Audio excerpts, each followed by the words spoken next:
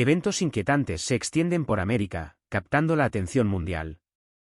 En el lugar de nacimiento de nuestra nación, durante los mismos días que se supone que debemos celebrar, un rayo golpea la simbólica roca de Plymouth desde un cielo sin nubes, sin lluvia, solo fuego. En los estables corazones de Texas, la tierra se agrieta con terremotos que no deberían existir.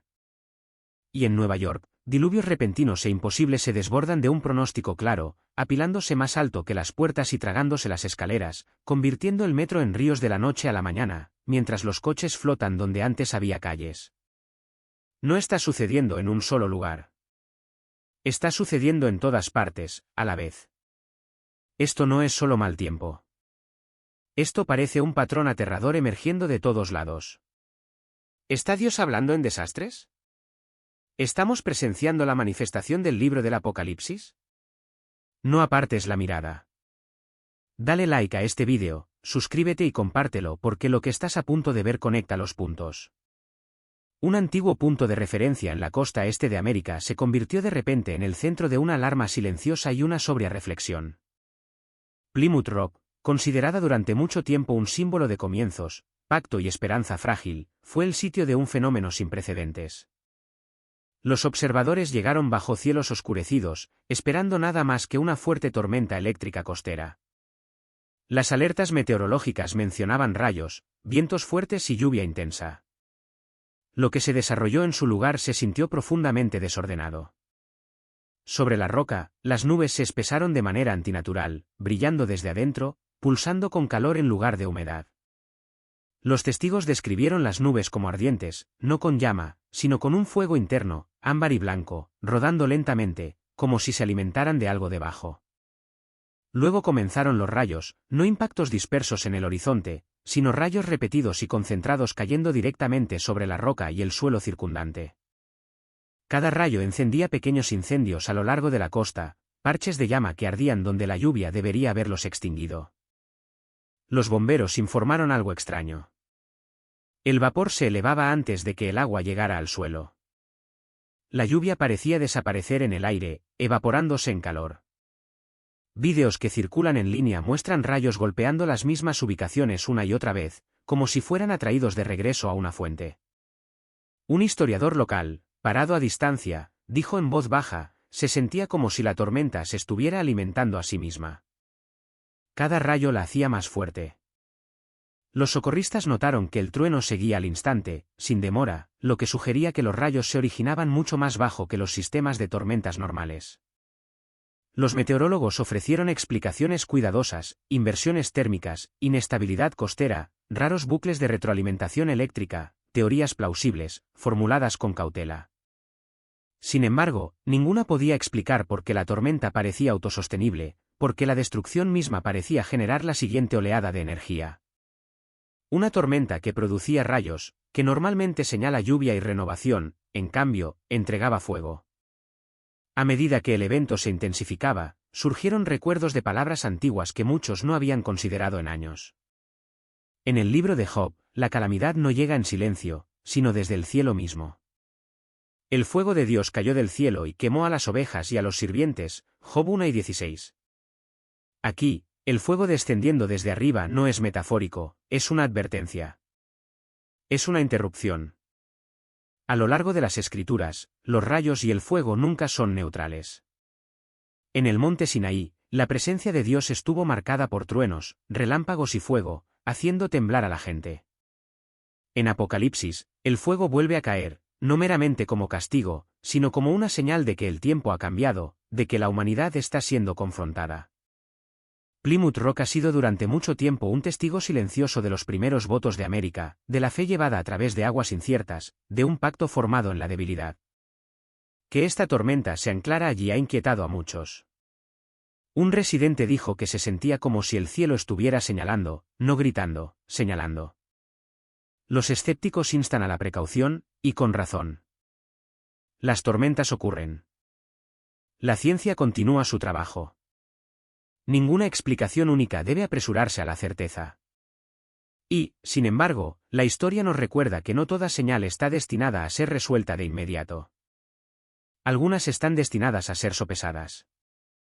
Cuando cae fuego donde debería llover, Cuando los relámpagos traen quema en lugar de vida, cuando una tormenta se autosostiene a través de la destrucción, ¿fue esto meramente una anomalía atmosférica? ¿O fue la creación misma sonando una alarma, usando fuego del cielo para recordar a una nación sus cimientos olvidados? Quédate con nosotros mientras continuamos examinando estas señales, no con miedo, no con arrogancia, sino con corazones vigilantes y ojos abiertos. En el corazón de América, a través de Oklahoma y el norte de Texas, la tierra misma comenzó a moverse. Eran regiones moldeadas por una estabilidad geológica que duraba millones de años, lugares ausentes del anillo de fuego, muy alejados del drama tectónico de la costa oeste. Sin embargo, los residentes informaron de temblores repentinos que recorrían bajo sus pies. Los platos tintineaban. Las ventanas temblaban. En algunos pueblos, los temblores venían en grupos, sacudidas cortas y agudas que no dejaban daños visibles pero desestabilizaban todo lo que la gente asumía sobre donde pertenecía el peligro. Los funcionarios locales lucharon por explicar la frecuencia. Algunos terremotos eran pequeños, otros eran lo suficientemente fuertes como para agrietar carreteras, inclinar estanterías y forzar evacuaciones de escuelas y edificios de oficinas. Los residentes de toda la vida hablaban con incredulidad. Aquí no tenemos terremotos, dijo un hombre fuera de su casa en la zona rural de Oklahoma. Esta tierra siempre ha sido tranquila.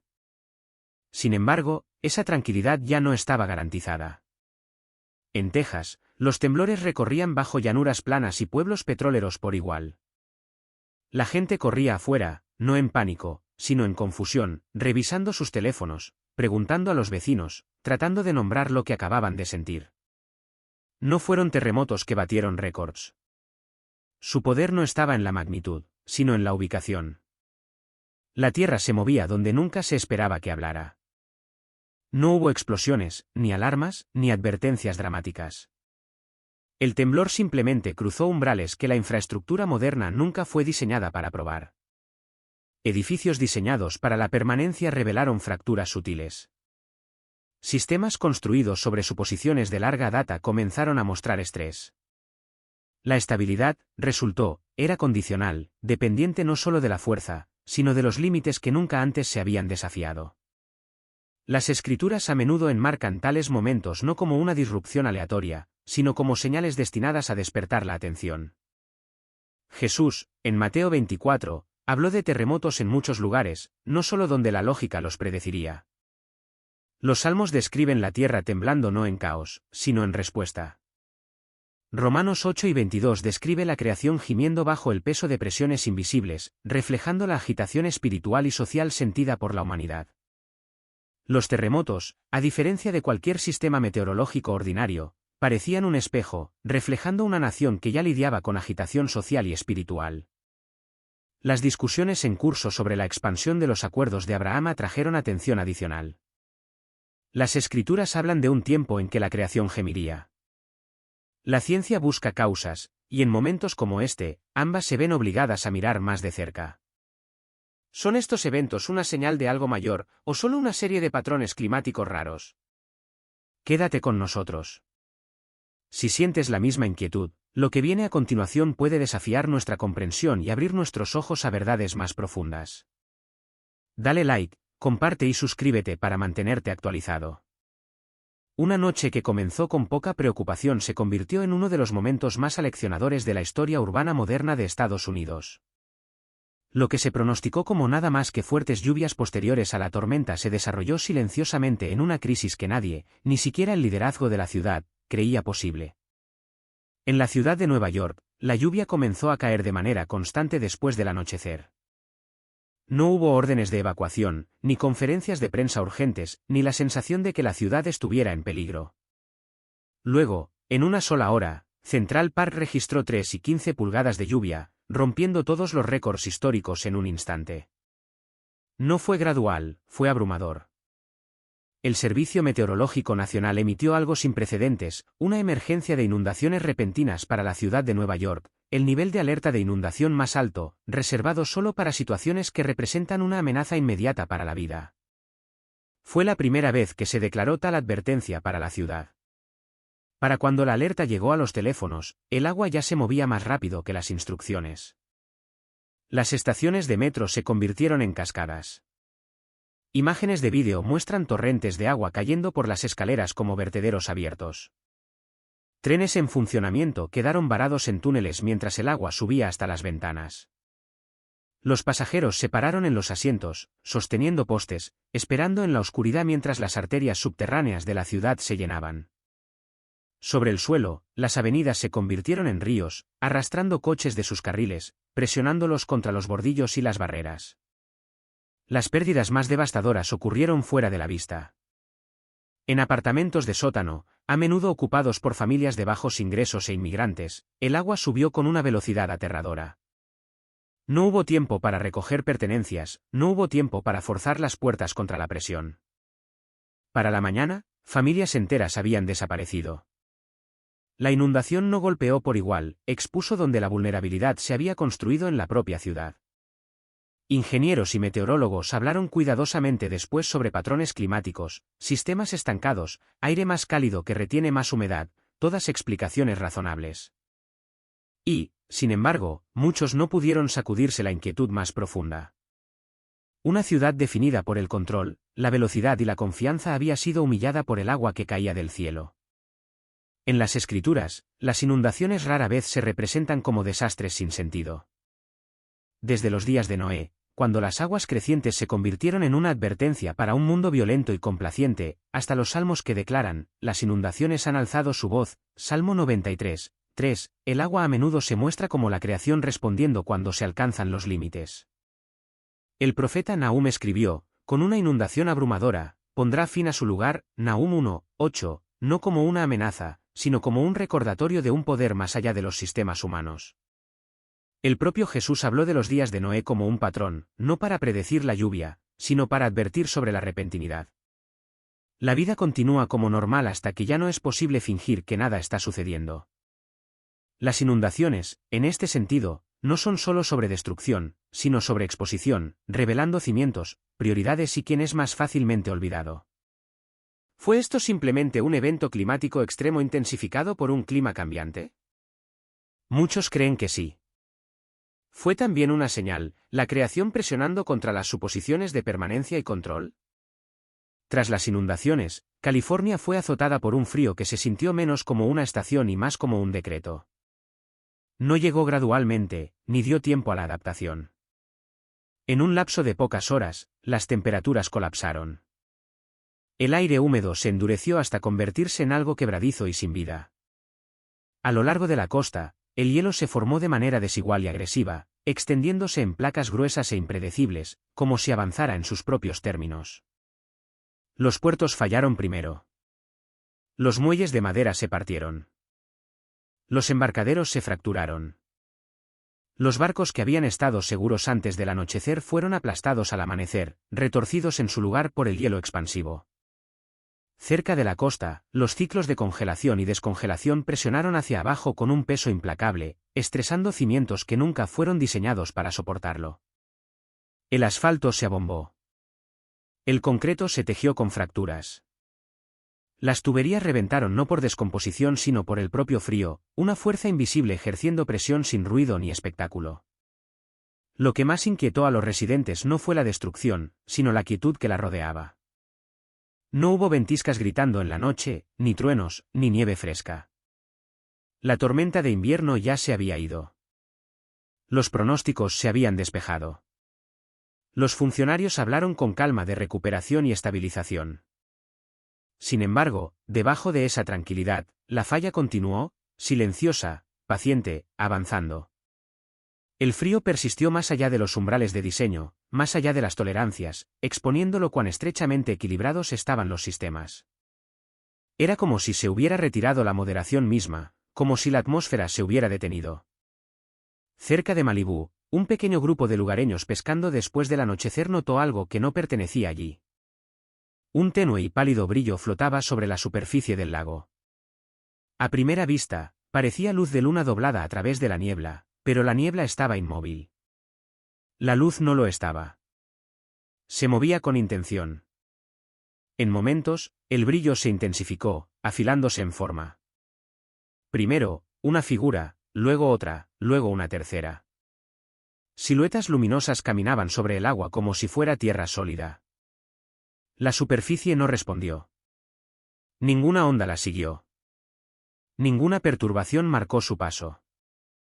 Su resplandor era apagado, constante, como una llama oculta ahogada bajo el hielo. Los testigos dijeron que las figuras se movían lentamente, deliberadamente, no sin rumbo, sino con propósito. Un hombre dijo más tarde, no estaban perdidos. Iban a algún lugar.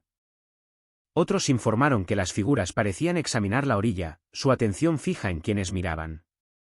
La mirada, dijeron, no llevaba amenaza, pero era profundamente inquietante.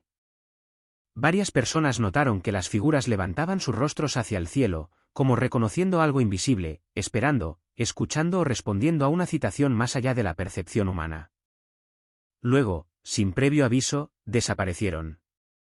No se desvanecieron. No descendieron. En un momento estaban sobre el agua, al siguiente, estaban ausentes. El lago permaneció intacto. La multitud permaneció paralizada. Las filmaciones de esa noche son inestables y apresuradas, llenas de voces ahogadas y incredulidad. Y, sin embargo, algo permanece visible en las grabaciones, tenues halos rodeando a cada figura, débiles pero consistentes.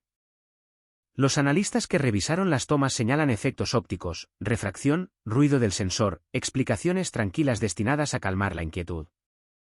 Pero los presentes insisten en que la luz no era prestada, era emitida. Las figuras mismas eran la fuente. Muchos recurrieron instintivamente a las Escrituras, a Mateo 14, donde Cristo camina sobre el mar agitado, no como una ilusión, sino como una autoridad hecha visible. Argumentan que este momento, que llega en medio de una creciente cadena de señales en todo el país, no es aleatorio. Para ellos, las figuras representan visitación o advertencia, una indicación de que el país se encuentra al borde de algo mucho mayor que una perturbación atmosférica. Otros permanecen divididos. Algunos creen que los seres eran centinelas. Otros temen que fueran manifestaciones destinadas a confrontar a la humanidad con su falta de preparación. Unos pocos testigos afirman que mientras las figuras desaparecían, el agua brilló brevemente, como si algo se retirara a través de un velo que se cerró detrás de él. Cualquiera que fuera su naturaleza, el efecto fue inconfundible. La comunidad quedó suspendida entre el asombro y el pavor. Después de que la tierra tembló, después de que las aguas subieron, después de que el frío se impuso más allá de la resistencia, el cielo respondió no con violencia sino con cansancio, como si la creación misma hubiera llegado al final de su moderación. Fue a altas horas de la noche en las altas llanuras del este de Wyoming, un paisaje tallado por el viento, la hierba y largos tramos de cielo abierto. Lejos de las interestatales y las luces de la ciudad, es una región donde la oscuridad suele instalarse sin interrupción. Sin embargo, una noche reciente, esa oscuridad se rompió no por el ruido, sino por algo visto desde el propio suelo. Los conductores que se movían por un solitario camino de grava informaron de una repentina ignición a nivel del suelo en el campo abierto. Sin explosión, sin trueno. Una columna vertical de fuego se elevó recta desde la pradera, ardiendo de blanco anaranjado contra el cielo vacío. No se inclinó ni se inclinó con el viento que se movía a través de la hierba. Se mantuvo erguida, fija, como anclada en su lugar. Quienes luego midieron su tamaño aparente estimaron la columna en aproximadamente 20 a 40 pies de altura. La llama parecía tener capas de un núcleo central feroz y bordes más lentos y oscuros que rodaban hacia afuera en un patrón constante. Varios que observaron dijeron que el fuego parecía pulsar suavemente, expandiéndose y contrayéndose a intervalos regulares, como si fuera alimentado desde debajo del suelo en lugar de consumir algo de arriba. Lo que más inquietó a los testigos fue la falta de comportamiento normal del fuego. La hierba circundante no se encendió. Las malas hierbas secas y los postes de cercas cercanos quedaron intactos. Un ganadero que se acercó cautelosamente dijo que se podía sentir el calor, pero que estaba extrañamente controlado. Debería haberse extendido, comentó más tarde. Pero mantuvo su forma. Vídeos tomados desde múltiples posiciones mostraron el mismo pilar solitario de pie solo en el campo abierto. No había bengalas, ni tuberías visibles, ni equipo, ni fuente de combustible sobre el suelo. Después de aproximadamente 30 segundos, la columna comenzó a retraerse, adelgazándose de arriba abajo hasta que desapareció en la superficie. La noche regresó instantáneamente. No quedó humo. No se encontraron marcas de quemaduras ni anillos de ceniza cuando los lugareños regresaron al día siguiente. Controles posteriores y lecturas térmicas no mostraron calor residual más allá de la temperatura normal del suelo. Los analistas de comportamiento del fuego que vieron las grabaciones descartaron quemas controladas estándar, venteo de gas natural, ejercicios militares y descargas eléctricas típicas. Cada teoría podía explicar una parte de lo que aparecía, pero ninguna explicaba el evento en su totalidad. Inevitablemente, algunos recurrieron a un lenguaje más antiguo, no a proclamaciones, sino a recuerdos. En las escrituras, el fuego a menudo aparece no solo como destrucción sino como dirección. En Éxodo 1 y 21, una columna de fuego guía a los israelitas a través del desierto por la noche, una señal de la presencia de Dios que brinda guía, protección y luz cuando el camino a seguir es incierto. Al mismo tiempo, el fuego también marca límites y santidad. En Éxodo 7 y 18, cuando el Señor desciende al monte Sinaí en fuego, establece una frontera, una línea inconfundible entre la santidad divina y la falta de preparación humana, entre lo que se puede acercar y lo que debe ser venerado desde lejos. A kilómetros de distancia, en las afueras de Houston, la escena que se desarrollaba era aún más grave. Estrechos bayús que durante mucho tiempo se habían movido silenciosamente detrás de las subdivisiones subieron en minutos, hinchándose más allá de sus orillas sin tiempo para adaptarse. El agua se derramó sobre las autopistas, agarró vehículos y entró en casas de un solo piso mientras las familias aún estaban dentro. Muchos no tuvieron advertencia, no tuvieron tiempo de reaccionar. La crecida fue demasiado rápida. Se convocaron helicópteros de rescate no por un huracán de movimiento lento, sino porque la tierra pasó de la calma a la crisis en un solo aliento. Lo que asombró a los funcionarios no fue el volumen de agua, sino la velocidad con la que el orden dio paso a la abrumación. En toda la costa del Golfo, Luisiana, Mississippi, Alabama, el patrón se repitió. Los sistemas de tormentas llegaron fuera de temporada y se negaron a irse. Después de años de sequía intermitente y calor, la tierra se había endurecido hasta convertirse en algo resistente, sellado contra la absorción. Cuando finalmente se abrieron los cielos, la tierra ya no podía recibir lo que se le daba.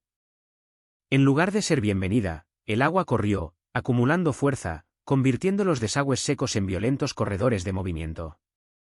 Al amparo de la oscuridad, muros de barro y escombros barrieron pequeños pueblos ribereños a lo largo del Bajo Mississippi. Los coches fueron arrastrados como objetos sueltos. Vecindarios enteros quedaron aislados antes de que las alertas pudieran circular. El peligro no era explosivo, era implacable. El agua rara vez destruye, en un momento, prevalece al presionar una y otra vez contra lo que ya está comprometido.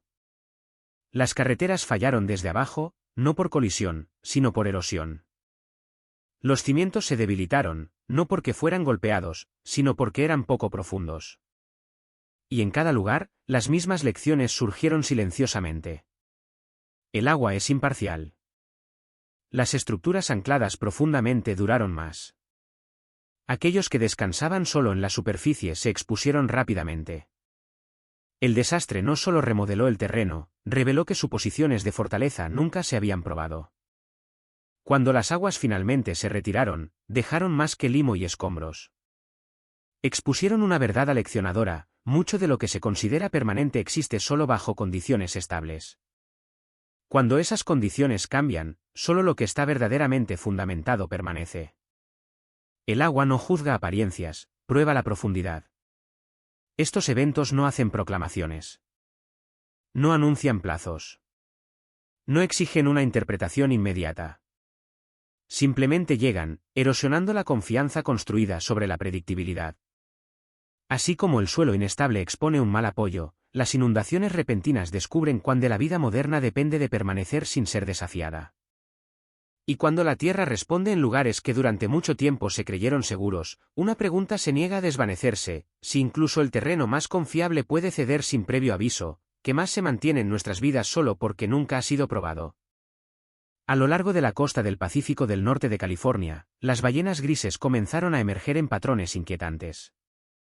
Los animales conocidos por sus migraciones constantes y rutas precisas comenzaron a desviarse de su curso, apareciendo cerca de puertos donde no pertenecían. Algunas nadaban sin rumbo cerca de los muelles como si estuvieran desorientadas, mientras que otras llegaban agotadas a lo largo de tramos remotos de la costa. No estaban desgarradas por hélices ni envenenadas por derrames visibles. Eran simplemente criaturas agotadas, diseñadas para largos viajes, que ya no podían seguir sus rutas designadas. Al mismo tiempo, las comunidades ganaderas más al interior comenzaron a notar un cambio más silencioso. El ganado no desapareció, se negó. Las manadas que solían moverse predeciblemente hacia pastos abiertos se detuvieron en las vallas y hileras de árboles, retrocediendo de los arroyos que habían cruzado durante décadas. Los senderos quedaron sin uso, las puertas permanecieron cerradas, y los animales que normalmente seguían rutas rutinarias se pararon juntos, de cara a la tierra baja, como si se hubiera trazado un límite invisible. No estaban en pánico, se negaron a confiar en lugares a los que antes entraban sin dudarlo. Incluso las herramientas de control comenzaron a fallar.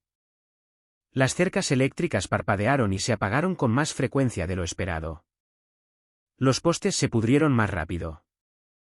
Las bombas de agua que habían funcionado durante años sin problemas se atascaron y fallaron en rápida sucesión, como si la propia Tierra ya no quisiera cooperar con los sistemas que se le habían impuesto. No hubo un único evento catastrófico, ningún colapso instantáneo. Las operaciones no explotaron, se adelgazaron. Las luces de los establos se atenuaron antes. Las rotaciones de pastoreo se ralentizaron, y las familias se trasladaron silenciosamente a patrones más pequeños y humildes que se parecían al ritmo más lento de sus abuelos. Lo que destacó fue la moderación. La tierra no estalló, retrocedió. Las escrituras han hablado durante mucho tiempo de la creación teniendo límites en lugar de un rendimiento infinito. En Romanos 8, la creación se describe como gimiendo, no por rabia, sino bajo el peso de la futilidad, esperando la redención en lugar de la venganza. Los salmos declaran que la tierra es del Señor y su plenitud, colocando la propiedad en manos de Dios, no en las de quienes extraen sin límite. Estas palabras no describen un castigo sin sentido, describen una línea que no se puede cruzar para siempre. Cuando la creación se cansa, no siempre responde con desastre visible. Y cuando la tierra, el agua y las criaturas ya no se ofrecen de la misma manera, el apego humano a la toma constante comienza a aflojarse. Quizás el mensaje no sea que el mundo se ha vuelto contra nosotros, sino que está insistiendo silenciosamente en que recordemos lo que nunca fue nuestro para comandar sin costo. No todo lo que vive fue dado para existir indefinidamente para el consumo humano. Cuando la creación alcanza su límite, no siempre ruge. A veces, se queda en silencio.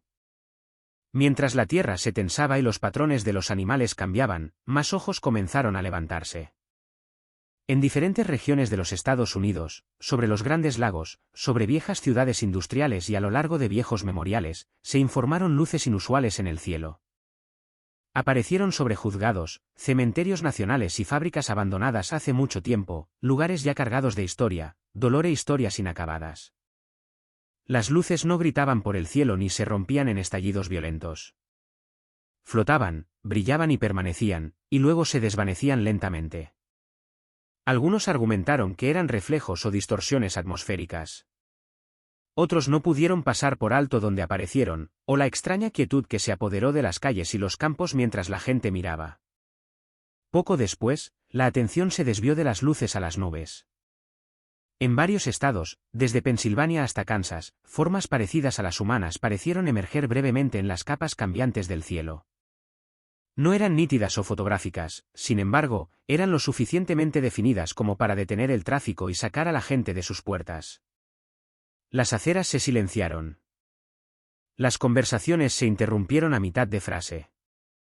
Las multitudes se reunieron sin planificación. La atmósfera no era de terror, sino de espera. Algunos se encontraron rezando sin decidirse a hacerlo. Otros simplemente se quedaron quietos, sin entender por qué el aire se sentía de repente pesado de significado. Luego llegó el sonido. A lo largo de extensiones del medio oeste, desde Nebraska hasta Iowa y partes de Missouri, un tono profundo y parecido a una trompeta recorrió el cielo. No coincidía con truenos, aviones o maquinaria. Era singular, persistente e inquietantemente constante. Los agricultores dejaron caer sus herramientas en campos abiertos. Los vecinos salieron a los porches al mismo tiempo. Las grabaciones recopiladas de pueblos separados por muchos kilómetros llevaban casi el mismo sonido, como si estuvieran escuchando la misma nota desde diferentes ángulos. Las explicaciones apuntaban a la acústica atmosférica y los cambios de presión. Sin embargo, la persistencia y el patrón seguían obstinadamente sin resolver. De nuevo, lo más importante fue la respuesta. No hubo estampida hacia puertas de búnker, ni prisa frenética por esconderse, solo una decisión compartida, casi instintiva, de detenerse y escuchar. Las Escrituras hablan cuidadosamente de tales interrupciones. En Lucas 21, Jesús menciona señales en el sol, la luna y las estrellas que hacen que la gente mire hacia arriba, no solo para aterrorizarse, sino para prestar atención. Pablo escribe sobre una última trompeta, no como un ruido aleatorio, sino como una señal de que las cosas están cambiando y revelándose. El libro del Apocalipsis describe momentos en que la gente levanta la mirada porque algo más alto que la rutina diaria exige reconocimiento. Estos momentos no ofrecieron explicaciones. Quizás ese sea su papel, no paralizar con miedo, sino empujar los corazones, mirar más allá de la distracción constante, recordar que el cielo todavía es capaz de hablar de maneras que los instrumentos luchan por medir. Después de que las luces extrañas se desvanecieron y los tonos del cielo se calmaron, lo que siguió no fue un espectáculo mayor, sino algo que sonó como lo opuesto. En los densos bosques del norte de Minnesota, surgieron informes sobre un lugar que los lugareños comenzaron a llamar el Valle de Descanso. No había señales que apuntaran hacia él. Ningún mapa oficial marcaba su forma. Sin embargo, quienes se adentraron en él, a veces por accidente mientras hacían senderismo o cazaban, contaron historias casi idénticas. El sonido mecánico desapareció. El zumbido distante de las interestatales, el débil pulso de las líneas eléctricas, incluso la sutil interferencia de los aviones que pasaban parecían disolverse en la línea de árboles. El mundo exterior no se desvaneció, dejó de ser intrusivo. Lo que quedó no fue vacío. La gente describió escuchar cosas pequeñas con una nitidez que habían olvidado, la caída de una sola piña, el crujido de un pájaro en agujas secas, el ritmo de su propio corazón en sus oídos. Más sorprendente fue lo que cambió en su interior. Los pensamientos que habían estado corriendo durante años se desaceleraron por sí solos. La preocupación se aflojó, no por argumento, sino por ausencia. El torbellino constante de notificaciones, obligaciones y crisis imaginaria se desvaneció, como si algo invisible estuviera filtrando todo peso innecesario. El silencio no se sintió como abandono, se sintió anclado, casi señalado. Muchos que entraron planearon pasar rápidamente, sin embargo, se quedaron mucho más tiempo de lo previsto. No estaban atrapados, simplemente no sentían ninguna razón para apresurarse a regresar a lo que esperaba afuera. En las Escrituras, el silencio es a menudo la puerta al reconocimiento en lugar de una pausa vacía. En un Reyes 19, Elías no se encuentra con Dios en un viento que rasga las rocas, ni en un terremoto, ni en un fuego, sino en una voz suave y pequeña que solo se puede discernir cuando todo lo demás se calma. El mensaje no se grita, espera a aquellos dispuestos a escuchar. Los salmos hablan directamente, quedaos quietos, y sabed que yo soy Dios. La llamada no es a apresurarse o reaccionar, sino a estar quietos, a dejar que el ruido se desvanezca para que la realidad pueda ser vista como es. En una era inundada de alertas, discusiones y comentarios interminables, tal quietud se siente ajena. Sin embargo, aquí, sin amenaza ni orden, el silencio regresó como una especie de instrucción. Despojó la distracción. Dejó solo la conciencia y la presencia.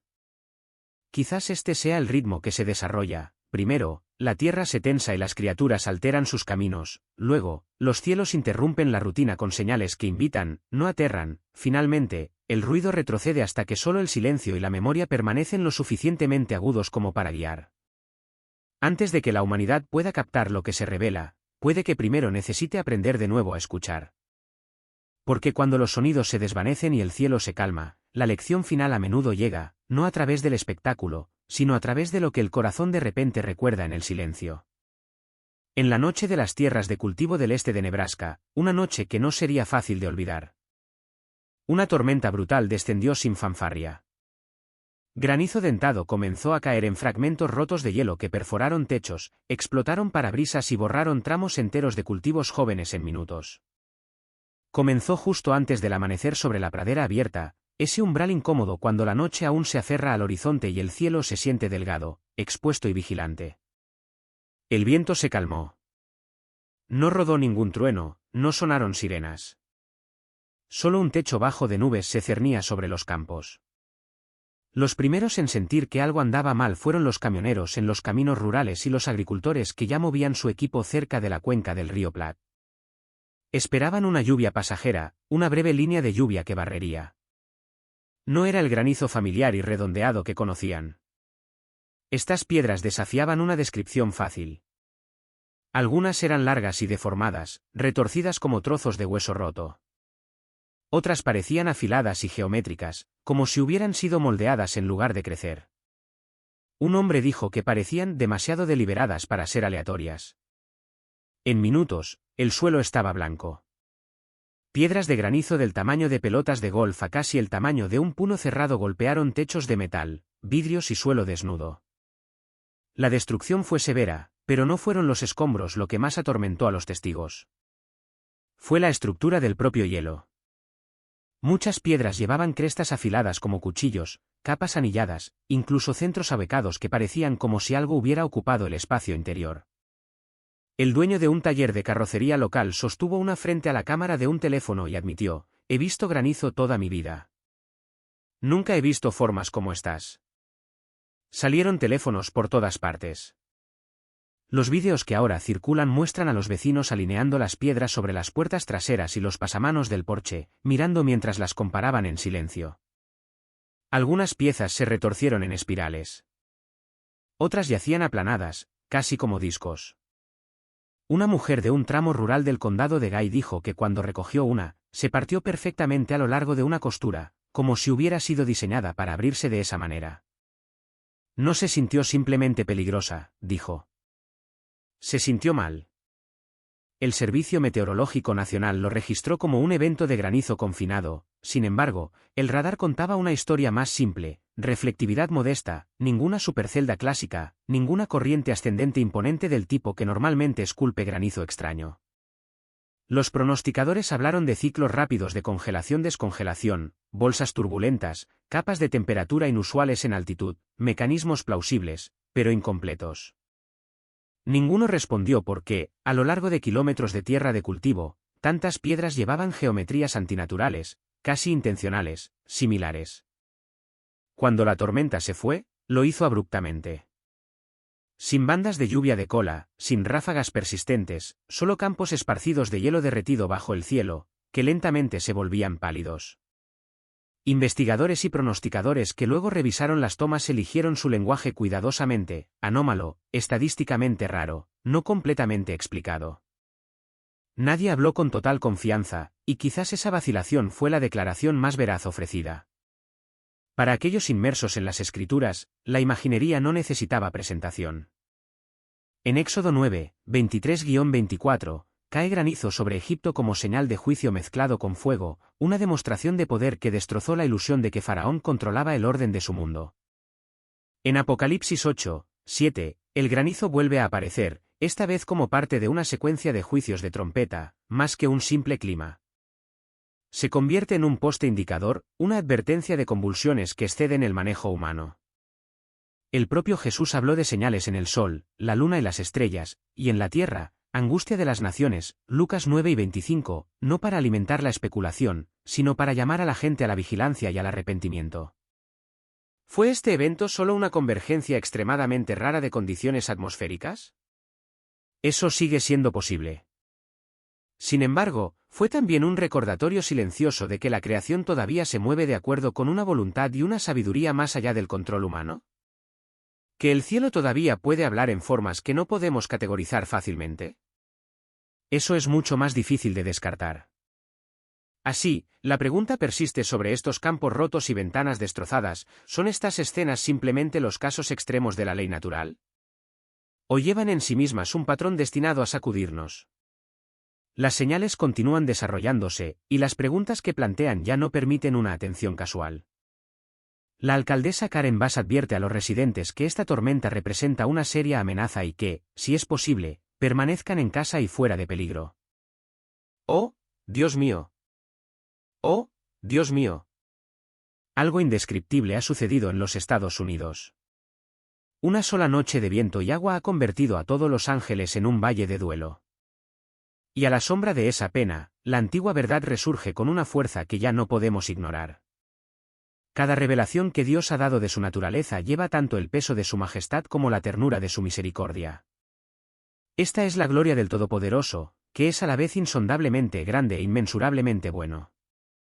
La creación lo susurra, la providencia lo afirma, pero las Escrituras lo proclaman con una claridad que confronta el alma. Allí leemos que nuestro Dios es amor, pero también un fuego consumidor, Hebreos 12 y 29, que juzga a las naciones, pero su misericordia está sobre todas sus obras, Salmo 145, 9. Allí se le representa como el que cabalgaba sobre los vientos de la tormenta, Salmos 6 y 10, y, sin embargo, se inclina para ser un refugio para los corazones rotos y un defensor de los vulnerables. Nosotros y nuestros compatriotas somos pecadores, pecadores agravados. Dios proclama que lo somos por sus juicios ahora sobre nosotros, por campos marchitos y cosechas escasas, por el sonido de la trompeta y la alarma de guerra. Y ahora, después de lo que ocurrió en Los Ángeles, nos vemos obligados a lidiar nuevamente con esta misteriosa unión de lo grandioso y lo misericordioso. Porque en el temblor de una ciudad, vislumbramos tanto la severa pureza de su justicia como la tierna persecución de su compasión. Él es quien habita en la eternidad, alto y enaltecido, Isaías 57, 15, pero mora con aquellos que tiemblan ante su palabra. Él es cuya santidad expone nuestra culpa, pero cuyo Hijo es nuestro abogado, intercediendo por misericordia en nuestro nombre. Y mientras nos enfrentamos a este momento, pesado, aleccionador, imposible de ignorar, permítanme instarles suavemente, no atraviesen estas señales solos. Si su corazón siente el temblor bajo la superficie, si algo en ustedes susurra que estos eventos apuntan a una realidad más profunda, entonces manténganse cerca. Estoy preparando un desastre para ustedes. Y en estos días, esa palabra ya no se siente lejana o enterrada en profecía antigua. Presiona contra nuestro propio suelo, respirando a través del caos que acaba de barrer los Estados Unidos. Lo que ocurrió en Los Ángeles, tan repentino, tan abrumador, tan doloroso que incluso los escépticos de toda la vida murmuraron sobre interrupción divina, se erige como una de las manifestaciones más claras de la advertencia de Dios en nuestra generación. Esta no es la furia ciega de una fuerza natural ingobernable, sino la mano firme y deliberada de un Dios santo que ha soportado la provocación durante demasiado tiempo. Incluso en la antigüedad, la arrogancia humana hablaba audazmente: ascenderé al cielo. Exaltaré mi trono por encima de las estrellas. Cf. Isaías 2 y 13. Pero el Señor respondió al orgullo entonces como lo responde ahora. La humillación sigue a la soberbia, y el juicio sigue a la rebelión. Estoy preparando un desastre para ustedes. Las calamidades no surgen del caos, ni la destrucción fluye meramente de las condiciones atmosféricas o las anomalías climáticas. Sí, Dios puede usar fuerzas naturales, pero el autor detrás de cada ola que humilla a una nación orgullosa sigue siendo el Señor mismo. Antes de que el juicio cayera sobre la antigua Israel, Él declaró claramente: traeré aflicción a este pueblo, para que caminen como ciegos porque han pecado contra el Señor. Sofonías 1 y 17. Y cuando llegó el tiempo de Babilonia, convocó naciones que no esperaban y fuerzas que no podían resistir, Jeremías 50 a 51. Estos poderes no entendieron su papel, pero sirvieron a su propósito. Así también hoy, los patrones climáticos, la turbulencia política y la agitación social pueden parecer aleatorios, pero son hilos en un tapiz tejido por el que gobierna todo. Bendiciones y calamidades, misericordias y juicios, ninguno está fuera de su voluntad soberana. Negar esto no es simplemente ignorancia, es un rechazo a ver el mundo como las Escrituras lo revelan. Estoy preparando un desastre para ustedes. Que urgentemente esta palabra debe resonar en los oídos de una generación ahogada en entretenimiento, tecnología y análisis político, pero hambrienta del temor del Señor. Incluso ahora, después de la devastadora tormenta que arrasó laderas, tragó vecindarios y expuso la fragilidad de la preparación de nuestra nación, muchos corren hacia explicaciones: patrones climáticos, fallas de infraestructura, mala gestión gubernamental. Pero, ¿cuántos están dispuestos a hacer la pregunta mucho más profunda: ¿qué nos está diciendo Dios a través de esto? En nuestro país, no tenemos excusa para fijar nuestros ojos solo en causas humanas ignorando la mano divina que las permite, incluso las designa. Es un grave error estudiar meteorología y descuidar el arrepentimiento, debatir reformas de FEMA sin examinar nunca nuestros pecados nacionales. La historia nos enseña claramente, los poderes terrenales, ya sean imperios, economías o fuerzas ambientales, son varas en la mano del Todopoderoso. Y ahora Él está haciendo con nuestra nación lo que siempre ha hecho, usando la agitación natural como un llamado para despertar a un pueblo que se está alejando peligrosamente de Él. El evento catastrófico en Los Ángeles no es simplemente una anomalía meteorológica, es una bengala disparada al cielo nocturno de una nación dormida, una citación profética que nos insta a considerar que juicio podría seguir pronto si permanecemos impasibles. Y si algo en tu espíritu siente el peso de esto, si la tormenta, las inundaciones y las colinas destrozadas agitan una temblorosa conciencia en ti, entonces mantente cerca. Compártelo para que otros puedan despertar, y suscríbete si te sientes guiado, para que a medida que estos eventos se desarrollen, podamos continuar discerniéndolos juntos con claridad, sobriedad y la humildad que este momento exige. Nuestra patria es un término de amplio y tierno significado, que lleva en sí los ecos de los poetas, el fuego de los patriotas y las oraciones de los devotos.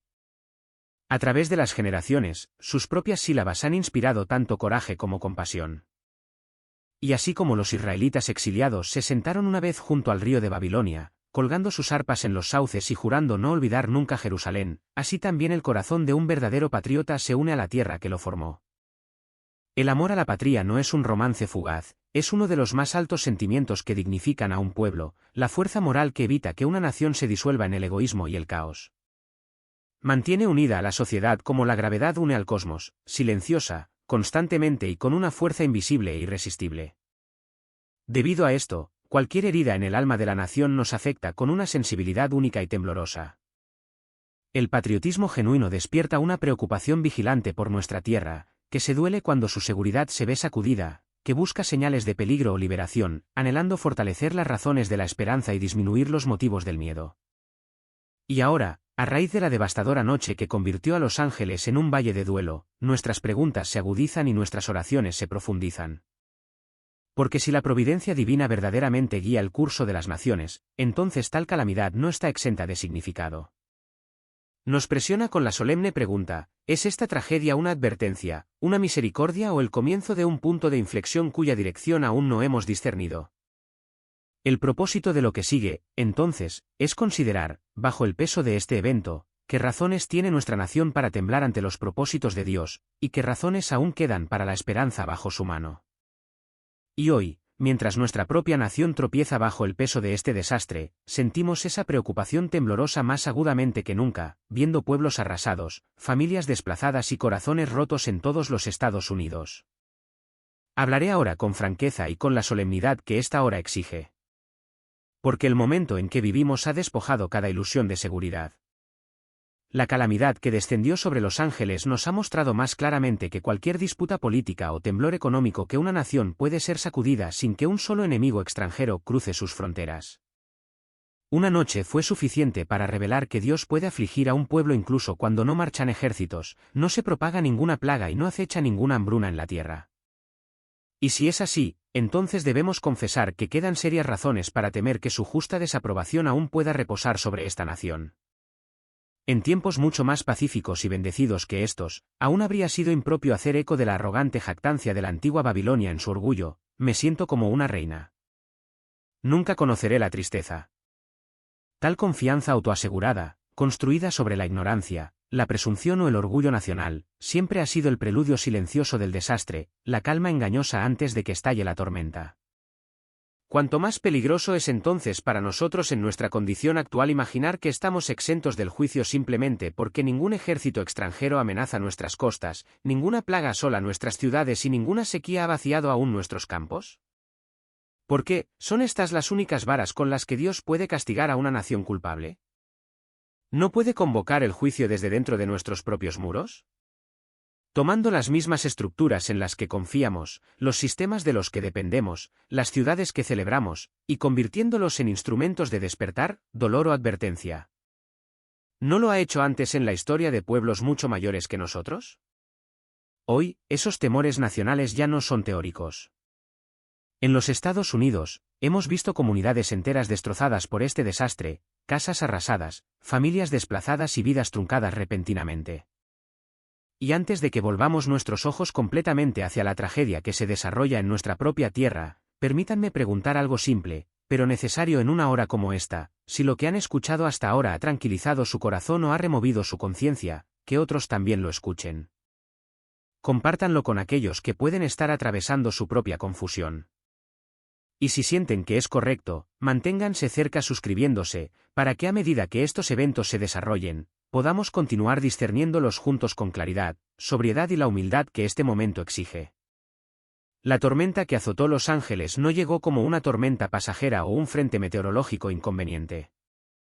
Descendió con el peso de algo casi sobrenatural, un asalto de viento y agua que destrozó todas las expectativas que los californianos han tenido durante generaciones sobre su clima. Los meteorólogos lucharon por describirlo. Los residentes de toda la vida lo llamaron antinatural, y más de unos pocos, parados en el rugido de la lluvia y el colapso de la tierra bajo ellos, susurraron que Dios estaba enviando una advertencia a Los Ángeles. Un evacuado, empapado y temblando, dijo a los reporteros: «Esa ladera entera se está cayendo. He vivido aquí 40 años. Esto no es lluvia normal. Esto se siente como juicio». Para California, tierra de sequías, incendios forestales y lluvias invernales suaves, esta tormenta fue una especie de intrusa. Nunca en la historia registrada había soportado el estado tal diluvio. Los cielos se abrieron con furia implacable, derramando lo que parecían meses de lluvia en cuestión de horas. Y debido a que California nunca fue construida para manejar tal cantidad de agua, la catástrofe siguió rápidamente. Los sistemas de drenaje diseñados para estaciones secas y lluvias breves se vieron instantáneamente abrumados. Las calles se convirtieron en ríos. Las autopistas desaparecieron. Barrios enteros fueron tragados mientras las inundaciones repentinas arrasaban la ciudad con velocidad violenta, arrastrando coches, derribando vallas, arrastrando escombros como arietes a través de todo lo que se interponía en su camino. Pero el agua sola no fue el único peligro. Los incendios forestales anteriores habían preparado la tierra para el desastre mucho antes de que se formara la tormenta. Años de brutales incendios forestales habían despojado las laderas, quemando las raíces que una vez sostuvieron la tierra en su lugar. Así que, cuando finalmente llegaron las lluvias, el suelo empapado no tenía nada a lo que aferrarse. Laderas enteras se licuaron. El barro descendió en olas rugientes, derrumbando casas, sepultando calles y dejando a los equipos de rescate atónitos por la escala de la destrucción. Un bombero, exhausto, cubierto de barro e incapaz de contener las lágrimas, dijo en voz baja: «Puedes reconstruir después del fuego, pero esto se siente bíblico». Y, de hecho, para muchos que observaban desde la seguridad o huían a través del caos, el lenguaje de las Escrituras surgió de forma natural. Algunos citaron la advertencia de Jesús de que la lluvia cayó, las inundaciones vinieron, y los vientos soplaron y azotaron esa casa, Mateo 7:27, viendo en esta tormenta una parábola viviente sobre lo que sucede cuando se descuidan los cimientos, morales, espirituales o estructurales. Otros señalaron la aleccionadora imaginería de Ezequiel 1:13, donde Dios habla de un viento de tempestad y una ducha desbordante en mi ira. Incluso aquellos que rara vez abrían una Biblia se encontraron hablando con una especie de reverencia, sintiendo en la tormenta no aleatoriedad, sino un mensaje. Y, sin embargo, incluso mientras se desarrollaban las tragedias, las evacuaciones salvaron innumerables vidas. Comunidades enteras se movieron con urgencia mientras las advertencias sonaban y las sirenas barrían los valles. Los refugios se desbordaron, las familias encontraron refugio donde pudieron, y los vecinos se llevaron unos a otros a la seguridad. Pero el después se extiende ahora ante la nación como un camino largo e incierto. El daño es vasto. La reconstrucción será lenta. Y el apoyo federal que antes se esperaba en momentos como este se ha debilitado profundamente. La reestructuración general de FEMA, los recortes presupuestarios del presidente Trump, los despidos y el cambio de política que deja gran parte de la carga de la recuperación en los estados individuales significan que California ahora enfrenta un desastre monumental con muchas menos manos para levantar el peso. Así que la gente espera, se aflige, reconstruye en fragmentos. Y sobre los caminos rotos y las laderas derrumbadas, una pregunta cuelga como la nube de tormenta que lo comenzó todo: ¿qué le está diciendo Dios a esta nación a través de una noche así? Porque como declaró una vez el profeta Amós, ¿acaso ocurre un desastre en una ciudad, y el Señor no lo ha hecho? Amós 3:6. Y en toda California, desde los suburbios empapados hasta los cañones destrozados, muchos sienten que este desastre es más que el clima. Es una citación, una advertencia y un punto de inflexión cuyo significado no podemos escapar todavía. Considera la soberanía que Dios ejerce al disponer las fortunas tanto de los estados como de los individuos. Él hace su voluntad entre los ejércitos del cielo y entre los habitantes de la tierra. Su reino reina sobre todos. Él levanta reyes y los derriba como le place y da el reino a quien él quiere. Las coronas de la tierra, así como sus escudos, pertenecen al Señor. Impresionante y humillante fue su lenguaje a la antigua Israel: casa de Israel, no puedo hacer con ustedes como el alfarero, dice el Señor. He aquí, como el barro está en mano del alfarero, así sois vosotros en mi mano, oh casa de Israel. Dependemos para todo lo que constituye la grandeza nacional, la prosperidad y la felicidad enteramente de la voluntad de Dios, y lo que es aún más impresionante, dependemos de todo para su misericordia. Somos deudores de todo lo que poseemos. Él puede derribarnos sin injusticia. Y mientras los gemidos de nuestra humillación ascendían, 10.000 testigos imparciales exclamarían: justos y verdaderos son tus juicios, Señor Dios Todopoderoso. No hay un solo artículo que poseamos sobre el cual podamos ejercer un poder tan ilimitado como el de Dios sobre nosotros. Ciertamente, tal visión de nuestra dependencia de un ser cuyo poder no podemos resistir y cuyos propósitos hacia nosotros son completamente desconocidos debería despertar en nosotros en todo momento una disposición muy alejada de la seguridad sin temor. Nuestras transgresiones nacionales son suficientes para producir aprehensiones muy dolorosas. Soy consciente de que las declamaciones contra los vicios de los tiempos han sido practicadas y despreciadas en todas las épocas. Es lamentable que un tema así sea necesario, y aún más lamentable que se ignore cuando es necesario. Es la última etapa en el proceso de endurecimiento de la iniquidad, cuando el transgresor rechaza con desprecio o recibe con indiferencia las palabras del fiel reprobador. Que este síntoma de una conciencia quemada nunca se vea en el caso de mis compatriotas. Al hablar de los pecados de la nación, no voy a establecer una comparación entre el presente y cualquier época pasada de su historia, y mucho menos entre su propia condición moral y la de los países circundantes. Las comparaciones de este tipo rara vez se recurren sino para recoger combustible para nuestro orgullo o excusas para nuestros pecados. Además, una decisión en tales casos, donde la operación del motivo, la medida de la luz y el grado de asistencia deben ser tenidos en cuenta, es un trabajo demasiado difícil para cualquier mente que no sea omnisciente. Tomen el caso abstractamente y digan: si no somos un pueblo cargado de iniquidad, hijos corruptos, una simiente de malhechores, las crecidas de la iniquidad bien pueden infundirnos temor. Donde puede descansar el ojo del observador cristiano y no encontrar motivo de confesión, dolor y reforma. ¿No hay pecados escritos por la propia pluma del legislador en medio de los registros de nuestras leyes sobre los que el ojo de Dios mira con desagrado? ¿No está legalizado el juego en el sistema de loterías? ¿No se abusa de la sagrada institución de la Cena del Señor, se degrada, se profana al convertirla por ley en requisito para cargos seculares? ¿No se convierte la solemnidad de un juramento en una especie de perjurio por su repetición en ocasiones triviales a través de todos los departamentos de la renta? ¿No hay nada en nuestro Código Penal que necesite revisión y corrección para que nuestra jurisprudencia sea efectiva en la prevención y el castigo del crimen? Cuando se oirá la voz de la razón y la revelación, y el legislador tendrá esa rápida comprensión en el temor del Señor, que los mueva con santa indignación a expurgar estas manchas del estatuto. Los pecados del pueblo, y solo estos, son pecados nacionales, requieren una atención más particular. Considerar los pecados nacionales como meramente comprendiendo los vicios de los gobernantes o las iniquidades toleradas por la ley, dice un escritor muy elocuente, es colocar los deberes de una temporada como esta en una luz muy adversa y muy inadecuada.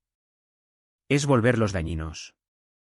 Porque sobre este principio, nuestro principal deber en tales ocasiones es señalar a quienes se nos ordena obedecer, discutir los abusos públicos y presentar al aborrecimiento y la detestación las supuestas faltas del gobierno bajo el cual nos encontramos. Qué lejos está tal conducta de promover ese corazón quebrantado y contrito que es el mejor sacrificio del cielo, requiere poca sagacidad para descubrirlo. Es, además, presentar una visión muy inadecuada de los deberes de esta temporada, ya que confina la humillación y la confesión a una mera escasa cantidad de los pecados que contaminan una nación. a la cabeza de nuestras transgresiones nacionales, y como causa de muchas que se enumerarán después, debe colocarse una muy lamentable indiferencia hacia los deberes que obligan a un pueblo colocado bajo la más brillante economía de misericordia con la que Dios haya bendecido jamás a un mundo pecador. Si leemos las Escrituras, encontraremos que la mayor responsabilidad recae en la nación a la que se envía la palabra de salvación, el glorioso Evangelio del bendito Dios. Es el clímax mismo de los privilegios nacionales conocer el sonido gozoso. Ahora, parece de una encuesta general de la gente de este país que están rindiendo el conocimiento de Cristo un olor de vida para vida. ¿No es un hecho que las doctrinas peculiares del cristianismo, encarnadas y expresadas en el término muy apropiado de religión evangélica, son por multitudes descuidadas, por muchos opuestas y por muchos ridiculizadas? ¿Por cuánta gran parte de la comunidad se reduce toda la religión a un mero cumplimiento de algunas observancias ceremoniales, a la total negligencia de la religión del corazón? De modo que, mientras muchos no respetan ni siquiera las formas de piedad, otros se contentan con las meras formas. Qué lamentable indigencia vemos a nuestro alrededor de esa religión que comienza en profunda convicción de pecado, intensa solicitud por la salvación eterna, dolor piadoso que produce arrepentimiento, humildad evangélica, fe en Cristo para justificación, y que, una vez comenzada, continúa con la crucifixión de los afectos y los deseos de la carne, la sujeción de todo el corazón y la conducta a la ley de Dios, espiritualidad de la mente, la conquista del mundo por la fe, el predominio de las cosas invisibles y eternas sobre las cosas visibles y temporales, la comunión con las realidades invisibles, la preparación para las glorias celestiales, la devoción privada, la religión familiar, el culto público, y que se deleita en la verdad, la justicia, la mansedumbre, la templanza, el amor fraternal, hace el bien a todos los hombres, y brilla como luz en el mundo. ¿Vemos que tal religión abunda? ¿Y qué menos que esto es la religión del Nuevo Testamento? La negligencia de las realidades eternas me parece uno de los pecados más clamorosos de nuestro país. ¿No fue esto lo que obtuvo la sentencia de muerte de Judea? Ella no conoció el día de su visitación. ¿Y cómo escaparemos si descuidamos tan grande salvación? A la negligencia de la piedad, debemos añadir la prevalencia de la inmoralidad. Qué general es la embriaguez, ese vicio bestial que esclaviza la mente al cuerpo mientras consume el cuerpo como en fuego líquido. Qué solemne es el pensamiento de que las bondades de la providencia divina deban ser así convertidas en medios de transgredir contra su autor, y que los productos de la naturaleza deban ser convertidos en instrumentos de rebelión contra su creador a través del disfrute sin restricciones de esta bendición. Como se han multiplicado los medios de instrucción religiosa, cuántas multitudes de ministros santos, fieles y laboriosos de todas las denominaciones se emplean continuamente en predicar el Evangelio de salvación y en urgir la práctica de todo lo que es verdadero, todo lo que es honesto, todo lo que es justo, todo lo que es puro, todo lo que es amable, todo lo que es de buena fama. Si los hombres descuidan la salvación, no es por falta de advertencias. Si se extravían, no es porque no haya guías. Si pecan contra Dios, no es porque no haya nadie que les advierta.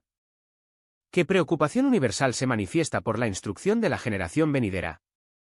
A través de la prevalencia de las escuelas dominicales, ahora es raro encontrar a una persona menor de 30 años que no sepa leer. Casi todos los niños pobres son llevados cada sábado a esas instituciones donde se les enseña a leer la palabra de Dios y se les lleva a escucharla predicar. Además de esto, ¿qué general es la circulación de las Escrituras?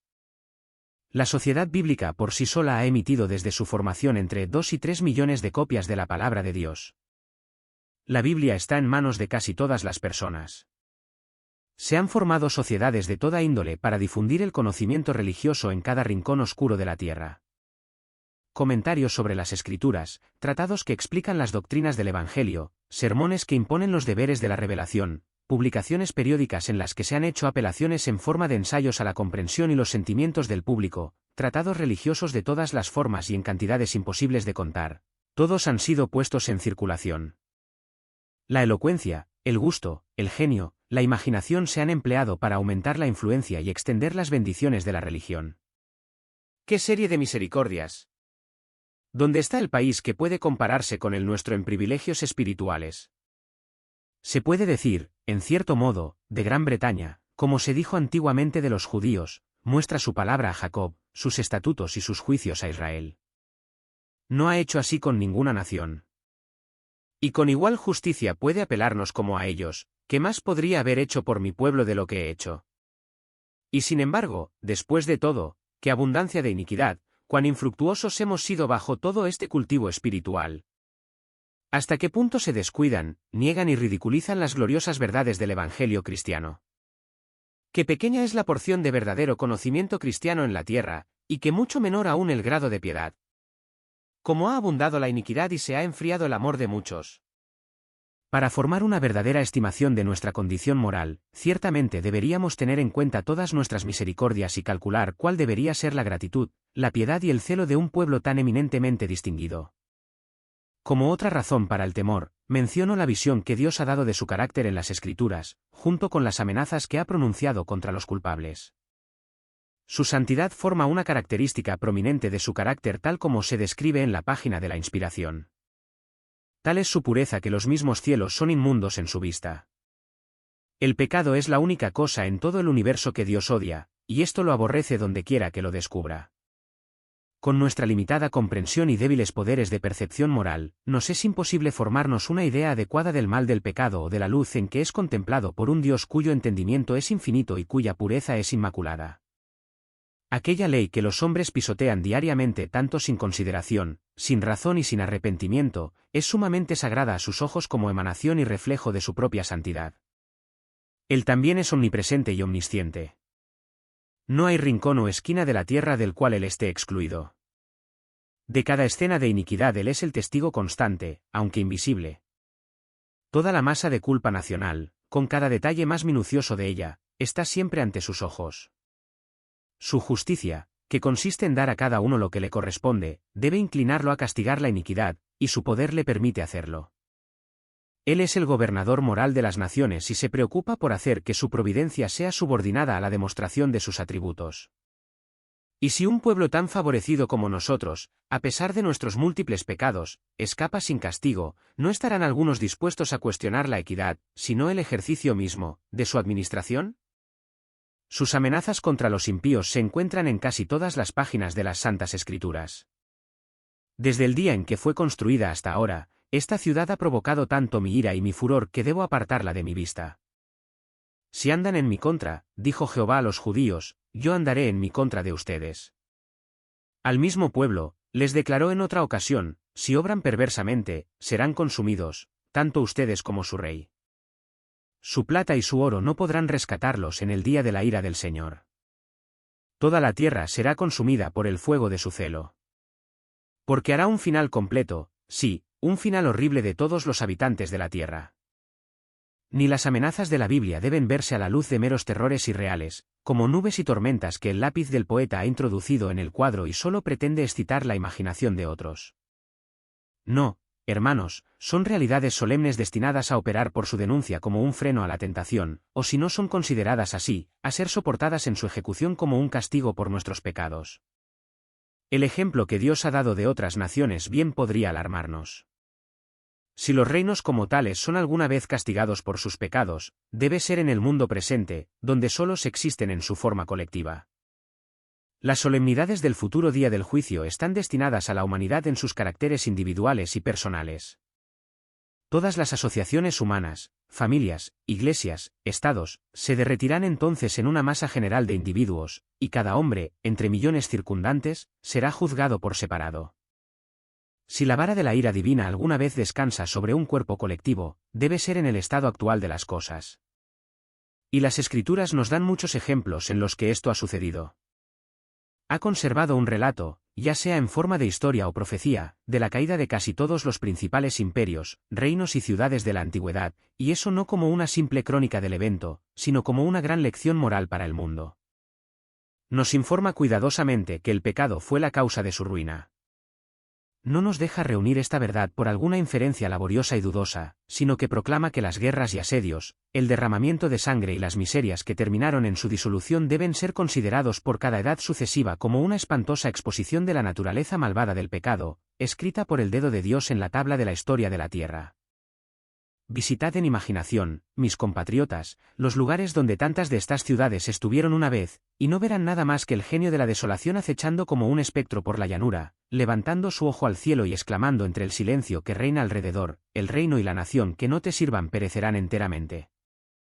Al pararse en otros lugares entre los fragmentos desmoronados de la grandeza desaparecida, no parece que cada brisa que suspira a través de las ruinas dice, como una voz del sepulcro, mirad, pues, y sabed que es cosa mala y amarga pecar contra el Señor. ¿Cómo se cumplieron exactamente las amenazas de Dios sobre los judíos, aunque eran su pueblo elegido y la simiente de Abraham, su amigo? Durante casi 18 siglos, la ira de Dios ha ardido sobre las montañas de Judea como un faro contra la iniquidad, mientras las tribus que una vez reposaron en honor y paz en sus fértiles valles están dispersas por todas las tierras como testigos vivientes de la verdad de la revelación y monumentos vivientes de los terrores de la justicia divina. ¿Y no se cumplieron las amenazas pronunciadas por el Hijo de Dios a Juan en su isla solitaria contra las 7 iglesias de Asia?